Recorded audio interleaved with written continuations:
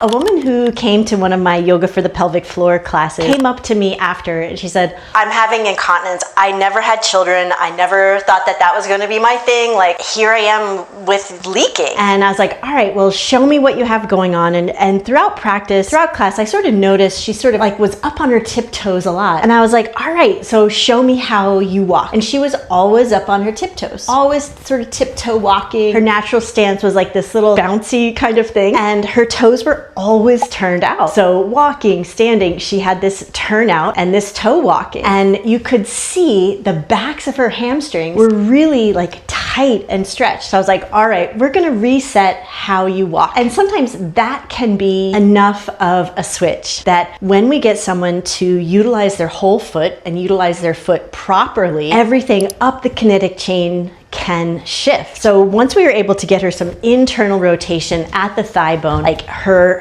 habits of turning out, we could simply say every once in a while, took a peek down and look at your feet. What direction are your feet facing? What direction are your kneecaps facing? And what is happening in your posterior chain? Where are you balancing your weight in your feet? And get out of your tiptoes. And that was a simple shift that made all the difference. And that is the sort of thing that we'll be working on in Unleakable, is noticing these habits and patterns that create urinary incontinence.